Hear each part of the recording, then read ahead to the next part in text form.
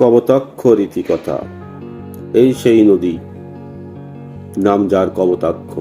যৌবন আর নেই তার, গুছে গেছে। একদিন খরস্রোত বুকে ধরে বাস্ত দম্ভ করে বণিকের সদাই ভরা লঞ্চ স্টিমার সাঁতরে যেত এগা থেকে ওই গায়ে দূরের গঞ্জে। ঢেউ তার করত আঘাত কুলেতে এসে, খড়কুটো বুকে তার স্রোতে নিত ভেসে।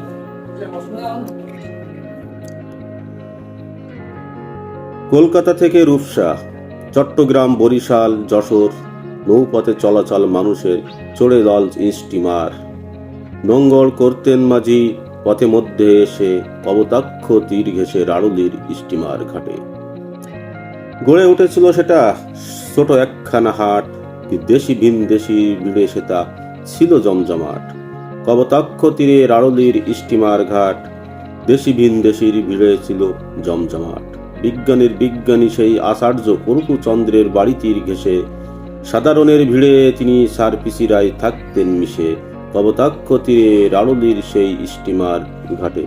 খরস্রোত কবতাক্ষ রুচুমাথা ছিল নাম ডাকে, মধুকবি লিখেছিলেন তাই কবতাক্ষ নগর ভারসাই বসে।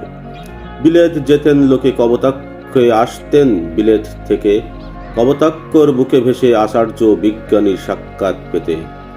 কবতাক্ষ তীরে সেই রাড়ুলির স্টিমার ঘাটে।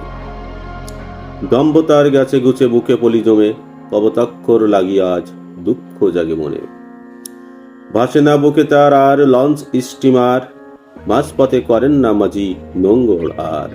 ভিনদেশির আনাগোনা নেই সেই ঘাটে, জমজমাট হয় না মানুষ সেটা হাট গেছে উঠে। এপারের সাথে ওপারের দূরত্ব কমেছে অনেক, দুই ধারে গড়েছে বসতি, কবতাক্ষ আছে খানেক।